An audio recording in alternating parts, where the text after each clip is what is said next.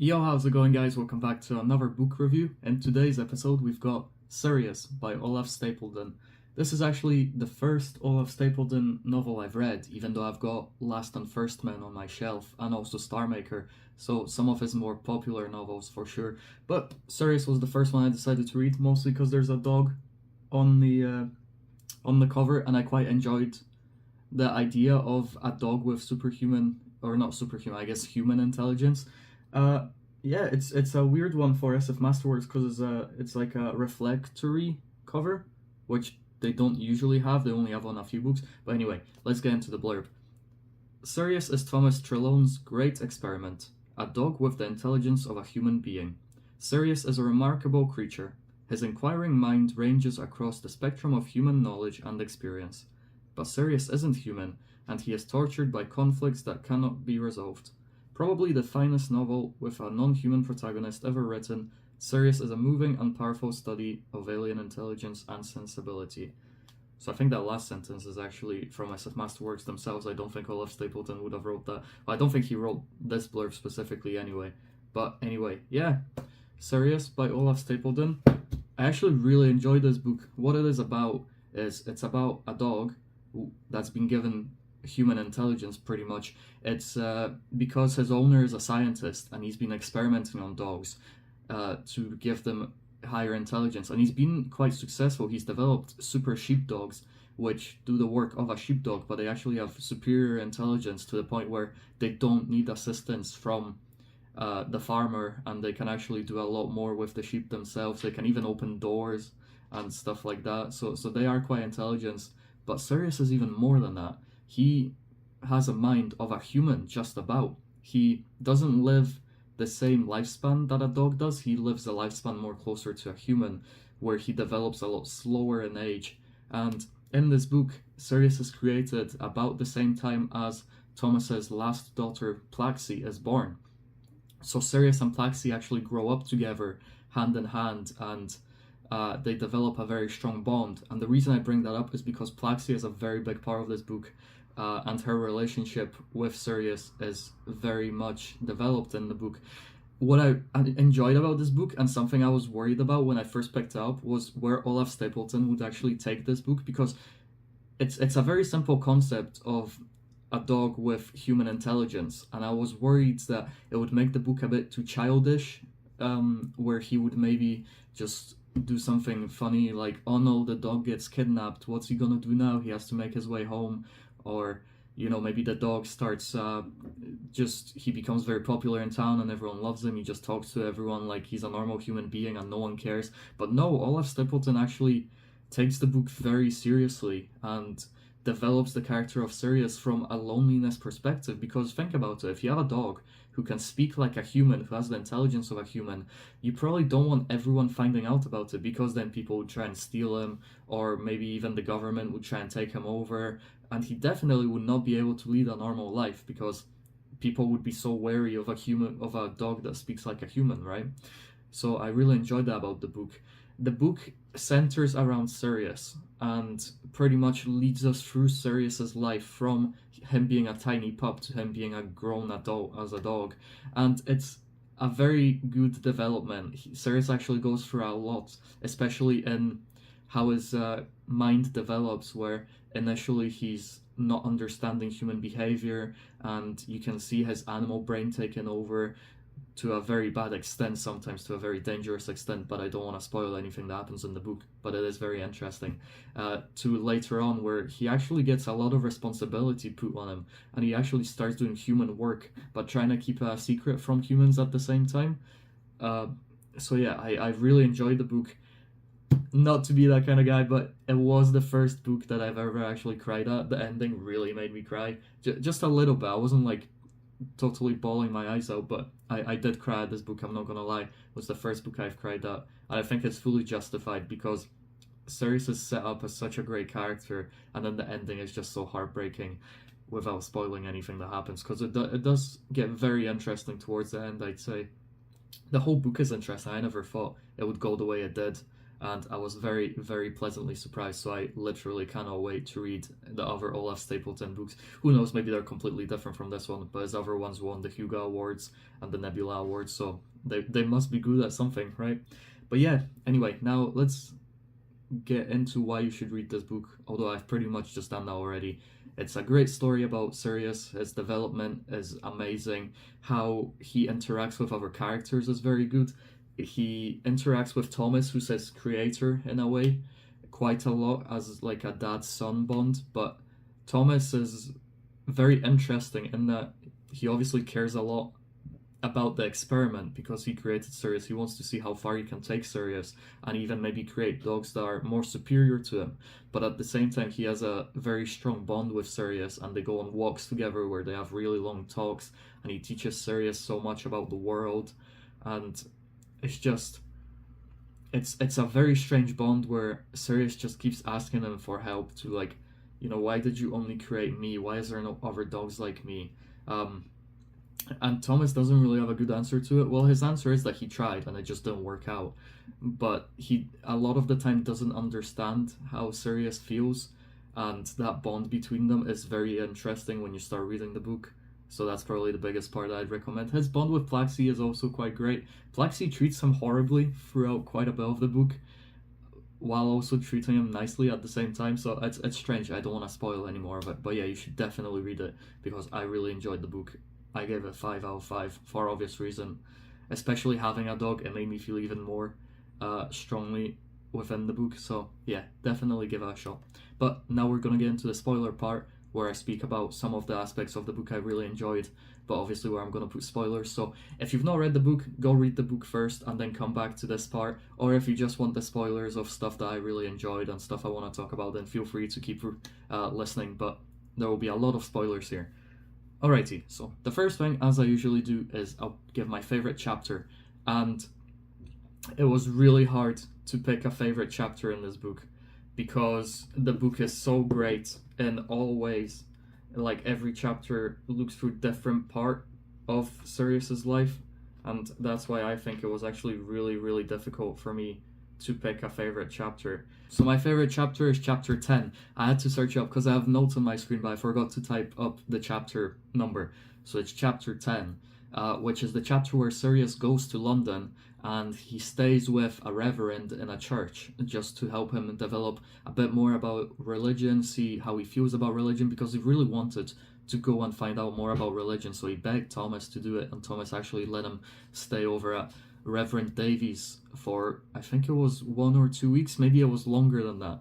But pretty much what I really enjoyed about this chapter is how Sirius learns about religion. He finds out the good aspects of it, the less believable aspects of it. He enjoyed going around with Reverend Davies to all the different houses of people who really wanted some words of encouragement, that wanted to learn about religion. He just really enjoyed helping people, is what I'm trying to say. And that was quite interesting. But where the chapter really, really gets interesting is where Sirius actually gets a chance to sing, because, during the church sermons, people sing a lot.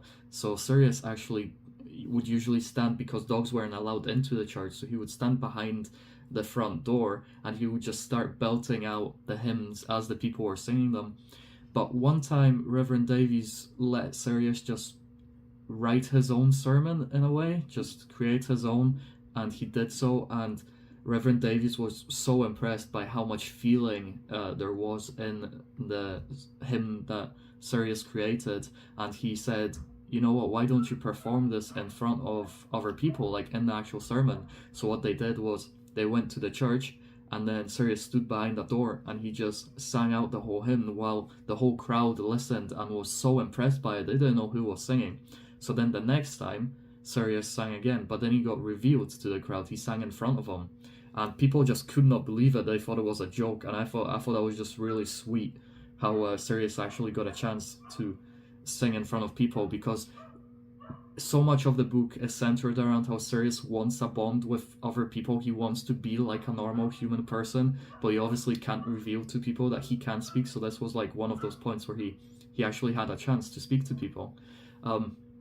something that was very obviously gonna happen, but I didn't think about it earlier, was how people were just straight out gonna assume he's Satan, just gonna call him Satan, because obviously, why is this dog singing to us? Why does this dog know what we're doing, know what we're talking about? It must be Satan.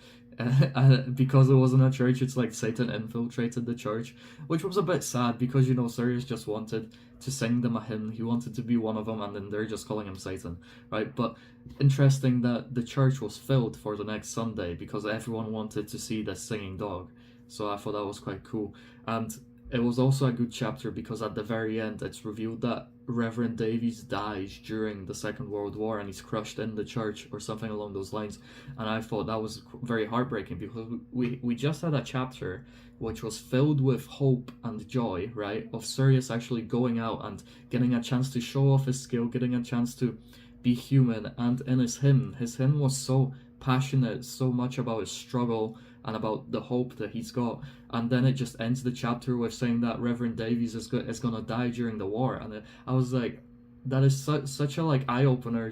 It just breaks the illusion so hard of how much joy Sirius has, and then it all just goes away in a few seconds because Rev Davies is gonna die, and he doesn't die in that chapter. It's just revealed to us that he will die in the future. But it was such a like mood settler. Definitely it ruined the whole like happy mood of it, which is why I really enjoyed that chapter, because it gave you such a high and then it took you so low, considering Rev Davies was probably one of the characters that understood Sirius the most, even though they've spent such little time together. But the next thing I want to talk about is Sirius's dog versus human nature, and I really enjoyed this part where pretty much Sirius wants to be human and he thinks like a human most of the time, but sometimes his dog brain just runs wild and he becomes a wolf. And there's nothing wrong with that, where he just feels like he wants to go out hunting and he wants to just spend a few days out in the hills without coming back to civilization. There's nothing wrong with it, but sometimes it goes really far, like when he murders a human by grabbing him around the neck, and he knows he shouldn't be making it tighter, but as he starts sensing the blood of the human, he starts smelling, he starts tasting it in his mouth, he just can't stop himself and he has to just keep crushing that neck. And I just thought that was really heartbreaking because he knows he's not meant to do it, and even while he's doing it, he's saying that he's not meant to be doing this, but he just can't stop himself. And then the shame he feels after he's killed the person also, like he just feels so ashamed, especially when he has to go to Thomas and explain to him, look, I just killed this person, I didn't mean to do it, I don't want to do it. Like when he killed that farm owner, and he was like, look, I didn't want to kill him, but he started mistreating me, he started mistreating the other dog, he was kicking me, etc. And he said he was going to beat me so hard, so I just had to kill him. And I don't blame Sirius, right? That person treated him absolutely horribly, so I don't blame Sirius at all for wanting to kill the person and for killing him. I just thought it was so sad that he had to hide afterwards, and then thankfully Thomas was able to talk it over with, I don't know whether it was the authorities or just the other family members of the farm, but he talked it over and pretty much said, well, Sirius is gonna get killed, and then he just pretended to kill him. But yeah, and I want to talk about Thomas and Sirius a bit later on, so I'm not gonna mention it now. But yes, I thought that was very interesting how his dog versus human nature comes out, especially towards the end where he gets when the people of the village come after him and he leaves the farm and goes and lives out in the wild, and when Plaxy goes and looks for him, I felt so sad in that moment again, because Sirius has done nothing wrong. People just ganged up on him, which I'll get into a bit later on as well, but Sirius is just forced to be a wolf at the moment, and then Plaxy comes and talks to him and starts crying, and Sirius starts feeling like a human again because his emotions come out. And I just felt so bad, man. I just felt so bad every time Sirius had to go through those feelings of just being pretty much like kicked out of the human world and not being able to live with the humans because he's done nothing wrong, but they just have such a grudge on him because they just can't understand a dog that thinks like a human, which we'll get onto as well. There are so many things I want to talk about in this book, but the next thing I will talk about is the loneliness that Sirius feels. There's two great quotes within the book, which are, "Why did you make only one of me? It's going to be lonely being me." Another quote is, "Why did you make me without making a world for me to live in?" And the great thing about these quotes is he says both of them to Thomas, who's his creator.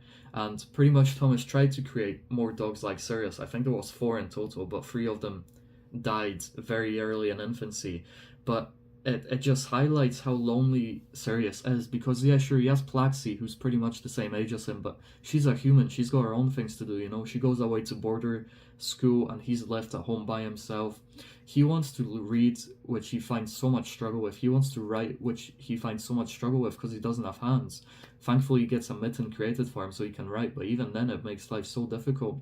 He wants to talk to people, but he doesn't have anyone to talk to, you know. He can obviously talk to Thomas, but Thomas is away in Cambridge most of the time, and he only comes back very short periods of time. He's got other siblings, like Plaxy siblings, but they don't really have that much of a bond.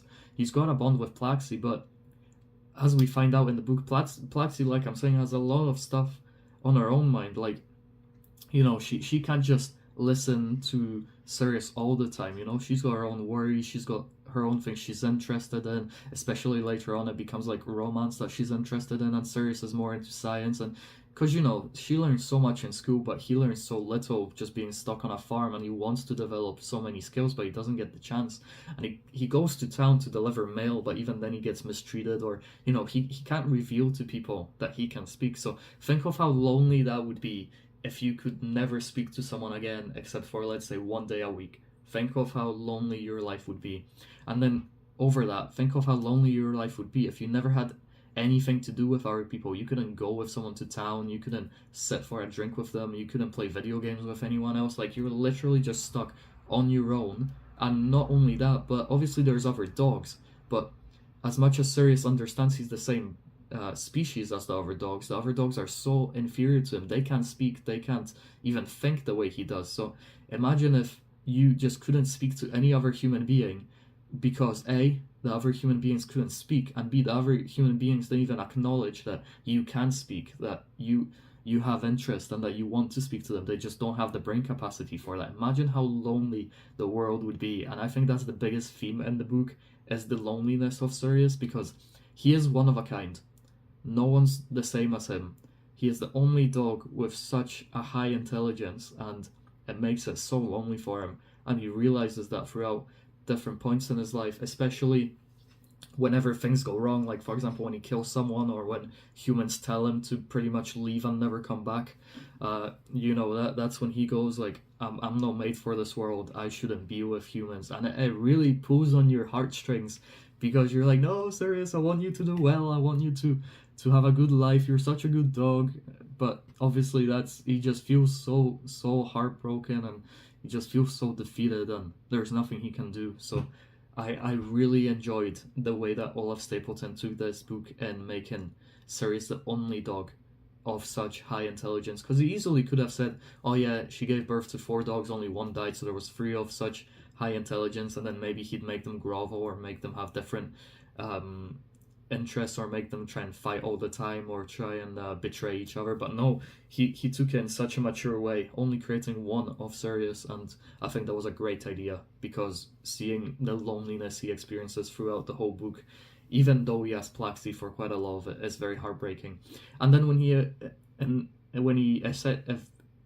eventually lives with Plaxy on the farm, then it just so heartwarming. It just feels like, yes, he's actually been able to achieve something, like his life is actually going well for now. But I'll get a bit more into that later on. Going through the book, on page 76, there's a little few sentences of the book I really enjoyed, so I'll read them out and then I'll explain why I like them so much. So it's, Reverend Davies, for instance, when he called on us and tried to convert you to Methodism while you tried to convert him to scientific method. Do you remember? He caught me staring too interestingly at him, and he said I looked as if I was more open to persuasion than you were, and it was a pity, almost, that God hadn't given me a soul to save. So, the reason I like that quote so much is that Reverend Davies obviously noticed how much Sirius is staring at him, and he realized how difficult humans are to convince, because obviously he's a man of God. He tries to convince people to believe in God, and there's so many non-believers. Like, I don't know if I'm a believer myself, but anyway, it was interesting because Reverend Davies realizes how difficult humans are to convince, and they definitely are very hard to persuade in a lot of ways. Humans are really stubborn, and it was fun to see him say that the dog is more open to persuasion than you are, and and the part where it says it was a pity that God hadn't given the dog, i.e. Sirius, a soul to save. It was really, again, heartbreaking, as I keep saying, because if anything, Sirius has more intelligence than Thomas has at that point, being more open to persuasion, if you call that intelligence.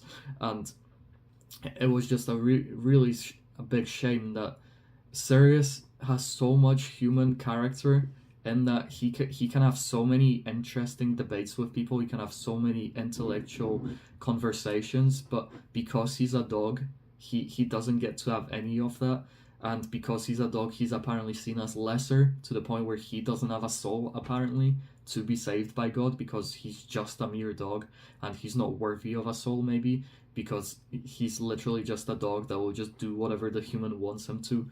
So I thought that was quite interesting how Reverend Davies pretty much himself said that Sirius doesn't have a soul because he sees him as lesser, even though he sees him as being open to persuasion and pretty much having more human character than Thomas did at that point. So I thought that was very interesting. Another thing I want to touch upon very quickly is how humans behave very poorly around Sirius because they think he's just a stupid dog, like to the point where, let's say it's Sirius and then a few people, they'll openly say how stupid Sirius is, or say like, oh, look at him, what's he doing just licking his balls, he's such an idiot, right? Or when he goes to town to deliver mail, they'll happily just kick him as they walk past him, like why? Like, just common human decency is apparently non-existent to humans because it's just a dog, apparently, right? Or I think at one point it says that there was a man who pleasured himself in front of Sirius because he thought, well, it's just a stupid dog, so why would I care if to pleasure myself in front of him, right? And I thought that was very interesting because it really shows human nature and how stupid humans are, in that they care so much about who they are around, and it really puts to the forefront how humans will behave differently. Like, if you're with your friends, you behave completely different than if you're with your parents, for example, or if you're with someone of a very, very high rank, or if you're with someone who you don't know very well. Like, people will happily just stop talking if someone they don't know walks into a room when they were with their friends, like, because, you know, they don't feel comfortable anymore. Whereas with a stupid dog, you know, they're just happy to do pretty much anything, mistreat them as much as they want, or just do silly things in front of them, or do very rude things in front of them. So I thought that was quite an interesting aspect of the book, because although that's very true, like, it definitely is in real life, it's not something you really think about often, right? So I thought that was quite interesting. I want to talk about Plaxy in a bit more character, especially the fact that she, like I mentioned in the non-spoiler part of this book, Plaxy mistreats, or I don't know if mistreats is the right word. She's just not very nice to Sirius throughout a lot of the book, especially when she, like, takes their pet cat and she starts stroking the cat in front of Sirius to show him that she cares more about the cat than she cares about Sirius. Or when Sirius comes to her and he really wants to speak about the things that are troubling him, he's feeling really troubled, he's feeling very lost, and he just wants Plaxy's help, just a bit of understanding from Plaxy even. But she just shows complete lack of interest, or she just lets him speak, but then she starts speaking about her own stuff, things that he wasn't talking about. And, you know, I kind of understand in a way, because like I'm saying, Plaxy has her own things she's interested in, she's got her own worries and things that trouble her, and listening to Sirius's worries are, Sirius goes through things that she doesn't go through, so they can't really relate in that kind of aspect. Like, you know, when Sirius comes and says, look, I don't have hands, and this is really making my life more difficult because I can't write, or I can't do this, and I really want to do this. And Plaxy doesn't really care because she does have hands, so, like, you know, it's not something she's worried about. Or when Sirius comes and says, like, can you teach me a bit of what you learned in school? Because obviously I can't go to school, so can you teach me a bit of what you learned about science or about maths or absolutely anything? Just teach me something. But Plaxy obviously came back from school. She wants to forget all about school, right? Because she's been there all day. She wants to just have a bit of fun now. So Plaxy just pretty much just pushes him away and says, no, just leave me alone. And I thought that was really, really sad as well, because I get that Plaxy has her own life, but the lack of empathy she shows towards Sirius is so heartbreaking, and she doesn't usually realize how much he's hurt him until after he runs away or he becomes a wolf again, and he's like, killed a sheep or something, or killed a pony, and then she's like, oh no, why did you do that? And I really hated Plaxy for a lot of the early parts of the book because of how she doesn't care at all about Sirius. You could say she does care because they've always had a great bond, and she always tells him she loves him, etc. But how little she shows empathy sometimes is really annoyed me. But then similarly to that, when later on in the book, when they sell their farm because both of their parents have died, and she decides to move in with Sirius and stay with Sirius, I thought that was a great redemption arc for her, because she showed how much she not necessarily not cared for Sirius, but how little care she showed him, and then move that to when they're pretty much all that's left because their parents have died. I know that she's got siblings, but they've got such a strong bond now that both of their parents have died. They've sold the farm, and if she leaves, Sirius is going to be all by himself on the farm. Yeah, he's going to have Pew and Mrs. Pew to help him, but he's going to feel even lonelier because remember when we spoke about loneliness earlier, Plaxy shows a lot of maturity when she moves in with him. She shows how much she cares for him, and she shows how much she understands him, because from that point on, their bond just is unbreakable, pretty much, and they just show so much respect to each other. They work well together, and I just really appreciated Plaxy from that point on, because it just made me so happy when Plaxy decided to move in with Sirius. And yeah, I really enjoyed that arc of where she cares about Sirius, but she doesn't really show him much attention, or she doesn't show that she understands him, to then move in with him and pretty much show that they are in this together, and she completely understands him, and he's the most important thing to her, to the point where she has a lover, and I think his name was Robert, but she tells him that Sirius is her priority. She cares about Sirius more than she'll care about him, if that's okay with him.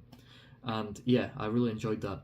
Another thing I want to talk about is how when Thomas died, it was a very quick death, like, because they were coming back during an air raid, and pretty much a building fell on top of Thomas, and Sirius went away to get help, but when he came back, it was just a crater, like there was nothing left, and Thomas wasn't anywhere to be found.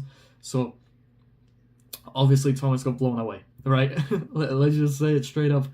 And I thought that was really sad, because Thomas was essentially Sirius's dad, and if Sirius wanted anything, he went through Thomas to get it. If he wanted to go and learn about religion, or he wanted to go to Cambridge, he went through Thomas, and Thomas showed that he understood Sirius quite a bit, as much as he didn't understand him at the same time. And I just thought it was really sad when Thomas died. But like I'm saying, the death was over so quickly. Like, Sirius stood about being sad for a bit, and then he walked home, and it was a really long walk, right? It was like 80 miles or something. But essentially, after that, it's never touched upon again. Like, the book never details Sirius going through like serious struggle because his creator has died, Thomas, who he cares so much about, his dad, pretty much. It doesn't go through like Sirius going through a retrospective or through any sort of meditation or anything like about why he's so sad, or that he is sad at all. Like, obviously when Thomas first dies and Sirius realizes that Thomas isn't there, he very quickly cries for him. But then after that, there's very little about Thomas's death, and I just thought Sirius would care a bit more. I guess I know he definitely cared. I just thought that there could have been more description of the pain he felt. But I know that's not what the book's about, and I also know that the book is told from third person, pretty much Robert telling us the story of Sirius. So how much Robert knew about his struggle was probably very little. But then again, obviously that's how the book is told. But at the same time, it could have told us as much as it wanted about it. That's just an easy excuse for why there wasn't more explanation. So yeah, I thought that could have been a bit better. But now going from that, I want to talk about, did Thomas care about Sirius's life more than he cared about the experiment surviving, right? And that when Thomas is first squashed by the building falling, he says to Sirius, "Run, survive, be free, like go back to our village and live on, forget about me, because well, this is it for me, just save yourself, pretty much. And at that point I started thinking, does he actually care for Sirius because he sees him as a son, or just sees him as a dog even? But people care about their dogs a lot, right? Did he just want Sirius to survive because he wanted Sirius to just get away and not die as he has just done because the air raid is still going on, for example? Or did he want his experiment to survive? Because throughout the book, Thomas shows that he cares about Sirius a lot, but every time he shows how much he cares about Sirius, you could also interpret it as just him caring about his experiment surviving. Because remember that Sirius is the only dog out of the 4 that were created that actually survived, and every time since then he's tried to create more dogs as highly intelligent as Sirius. They've always died. It's always been an unsuccessful experiment. So based on that, Sirius could be the only one he'll be able to create for a very long time, right? So he definitely wanted to survive. And for example, when Sirius kills that farm owner that was very horrible to him, Thomas says, right, we'll get this sorted. And he said to the people that he's gonna kill Sirius for this. And then he kills a different, like, super sheepdog and keeps Sirius hidden for a little bit. So that was just one example. And, like, for example, he wants Sirius to come with him to Cambridge to the lab and stuff to pretty much be experimented on, which is fair enough, right? Because that's the whole point he was created, I guess. But they're not like horrible experiments or anything like that. But Thomas is always just very dismissive of the stuff Sirius wants to do, because, you know, Sirius says, I want to learn more, I want to have more free time, or I want to go out to explore the world. But Thomas always shuts those things down because he says, like, look, he doesn't say this specifically to Sirius, but it's pretty much what he means, that look, you are just a dog, right? I know you've got superior intelligence and you want to learn a lot, but you are a dog and we do want to experiment on you. Like, that's the whole reason you were created, is so I can experiment on you. So that's why I think that it makes me wonder whether Thomas wanted Sirius to survive just so that his experiment survived, so that he could still be experimented on at the lab by the other people there. I think the other professor was called McBain. So yeah, that was an interesting thing about the book, was whether he actually cared for Sirius so much that he wanted him to survive because he loved him, or because he was his experiment and he was the only one of his kind. So if he died, then they couldn't experiment anymore, and that would be the death of Thomas's work. Because I think any great scientist probably wants his work to live on, even if he doesn't. So I thought that was very interesting. Going on from that, I wanted to talk a bit about the importance of purpose.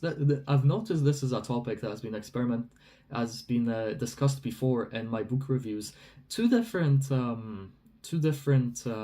degrees. Because, for example, when I read, I don't know what book it was. Maybe it was when I read Sirens of Titan. I spoke about the importance of purpose, or more specifically, how people have a set purpose because free will doesn't exist in a way, without going too much into spoilers into that book.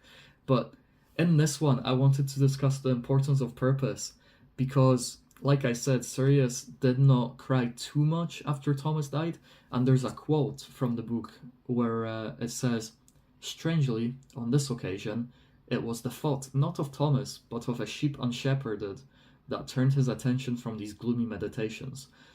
So what this is talking about is, after Thomas died, Sirius was thinking about his death, but he realized that he can't just do nothing. He can't just sit about just grieving for Thomas. But that wasn't because he didn't care for Thomas, but it was more that if he just kept grieving, or if he did nothing, then who would shepherd the sheep? Who would lead the farm? Because Pew's obviously too old to do it. So if Sirius isn't there, then who's going to take care of the sheep? And that was interesting because it showed how much Sirius cares about his purpose. Throughout the whole book, he's trying to find what it is that he's meant to do. Because, you know, he tries being a sheepdog, but then he's like, yeah, but I can't do this for my whole life because there's so much I want to learn, so much knowledge I want to take in, so many skills, so I can't be doing this my whole life.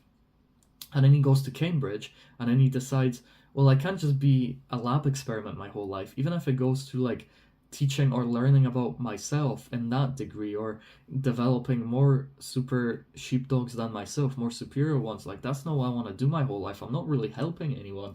And then he goes to church, and then he decides, well, actually, church isn't for me either, because it's a lot of preaching.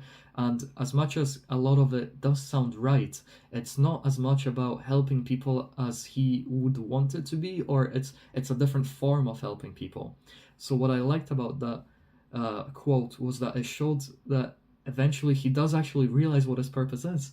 He realizes how much he cares about leading a farm and about shepherding the sheep, and that he's so skilled in doing so that without him the sheep are going to be lost, and also Pew's not going to be able to lead the farm. So it shows that he's matured so much that he found this purpose which he was looking for throughout the whole book. And it also showed that the importance of purpose is superior to the feelings you may have for other people. Like, for example, if it was the choice between going with Plaxy to wherever she moved out to, or staying on the farm, he would probably choose to stay on the farm. Probably mostly because he doesn't feel like he fits into the world of humans, but also because he's got sheep, he's got Pew, who puts so much trust and responsibility on Sirius that Sirius just could not leave, because he cares so much about the work he does here, and he feels like the work he does is very important. So I really like that importance of purpose. I'm sure it will come up in other books I review as well. It's just such an interesting topic, and it can always be talked about in different ways, which is quite fun. Um, Another thing we'll talk about, and I think this is the last thing I'll talk about, is exactly how horrible people are. I've talked a little bit about it earlier when they would just kick Sirius as he walks down the street, but later on in the book, obviously towards the end, people create rumors about Sirius and Plaxy living together, and that they get involved in bestiality and sexual relations with each other, which obviously isn't true, or at least my interpretation of the book wasn't that was true, but I'm sure someone's going to read it that way, because they have such a strong bond. But anyway, yeah, so people start creating rumors, right? Which, first of all, how bored do you have to be to create the rumors?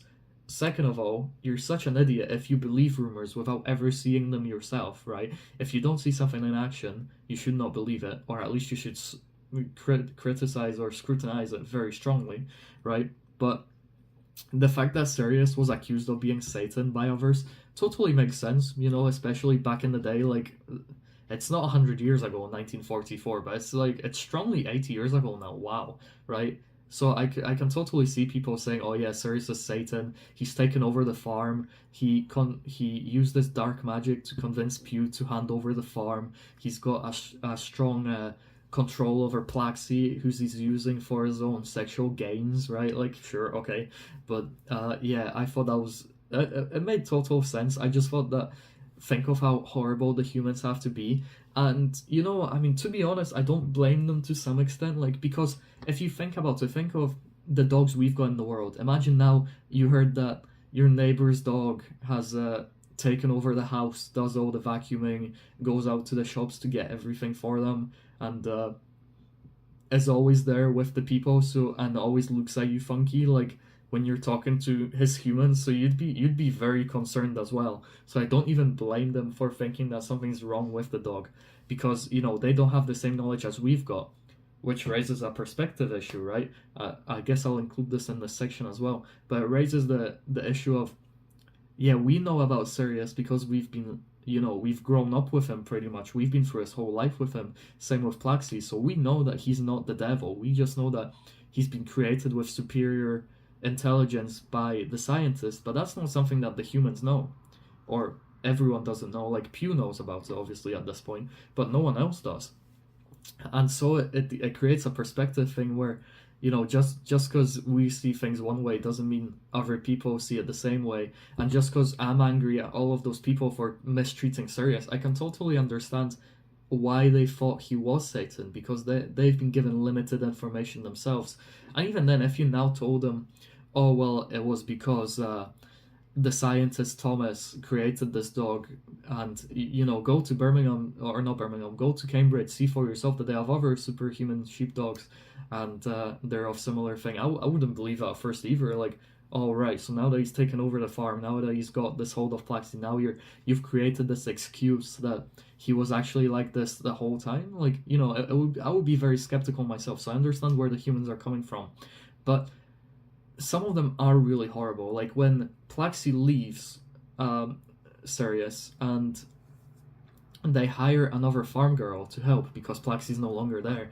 She's heard all of these rumors about Sirius, so she actually goes out her way to try and become like a sexual plaything for Sirius. She tries to encourage Sirius to like have sex with her or to see her sexually, but Sirius obviously never does because he's normal, right? Or normal, however you decide, whatever you decide normal is. But yeah, so then she gets so upset that Sirius doesn't want to have sexual relations with her that she goes out to the whole village and tells her that Sirius has tried to have sexual relations with her. She goes out and says that Sirius has on many occasions looked at her with sexual eyes and tried to have sex with her, even though none of that is true. It was actually her that was trying to do that to Sirius.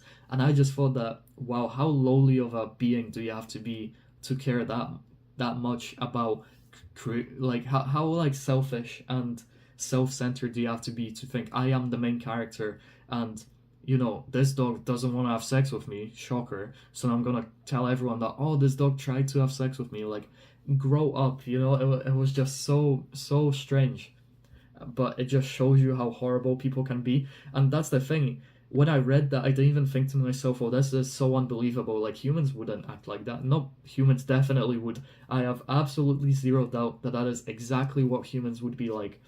And yeah, that's why I thought it was such a good turn for the book to take, because it's very interesting. And I guess the last thing I'll talk about is how I cried during the book, or more specifically that I think because I have a dog myself, it made me a bit more what's the word? A bit more in touch with the book, I guess. I was able to relate with the book a bit more. And actually, speaking about that, it actually made me appreciate my dog a little bit more. Like, obviously, I love my dog, and I care about my dog a lot. And I have a great time with my dog. I take him on walks, etc. I treat him very well, but it made me think just, whenever he comes over and he wants to, like, be petted or cuddled, and I cuddle him a little bit, but then I'm like, okay, leave me alone because I'm doing this and that. And now made me think a bit more about how he actually feels when that happens, because obviously his intelligence is not anywhere close to the level of Sirius. But now every time he looks at me, I wonder how far his intelligence does go, because I know it's not as highly intelligent as Sirius, but he still understands quite a lot, I'm sure, and he still has his own emotions, his own feelings, and his own things he wants to get done. And it made me really want to take him on more walks, or make the walks longer, or play with him more, or every time he comes to me, I'll now cuddle him for as long as he wants to be cuddled. And that's because this book really made me feel sad for Sirius, because he's been so mistreated throughout a lot of his life. I want to make sure that doesn't happen with my dog. And yeah, now, like, even on the front cover, my dog looks very similar to Sirius on this cover. And I don't think this is exactly what Sirius looks like, but my dog looks very similar to that. And so it makes me feel like it even more that is actually my dog. So yeah, I thought that was very interesting. And to any dog lover, I would definitely recommend reading this book. But obviously we're in the spoiler section, so any dog lover would have read this book by now. But yeah, that's the reason probably why it made me cry, and just because I just felt bad for Sirius. I just felt sad for him, because he goes through such a horrible time throughout his life, and the only reason he dies at the end is because the humans decided to gang up on him because of all the rumors that were spread. And if the rumors weren't spread, then they wouldn't have ganged up on him. He wouldn't have gotten killed. And I just thought it was really sad. But that's going to be it for this review. Hope you enjoyed. Don't know how long this review was, but I feel like it was a really long review. I actually did not think I had this much to talk about, but it turned out to be more than I wanted to. But yeah, Sirius by Olaf Stapledon, 5 out of 5. I would recommend it any day of the week. Definitely now in my top 5 books I've ever read. Probably gonna fall down because I've got you have no idea how much books I've got left to read, right? I've got such a long collection of books to read, especially if you've seen my trailer for 2025. Those are just the books that my sister was able to get me and the ones I got for Christmas, and I've got even more books here, so I've got so many books to get through. So definitely fall down, or I assume so. But Definitely one of my favorite books of all time at the moment, and it was such a great adventure. I could not put the book down. I loved it so much. But like I'm saying, that will be it for another review. Stay tuned for the next one. Definitely more Olaf Stapledon books coming in the next few reviews. Thanks for watching, and I'll see you in the next one.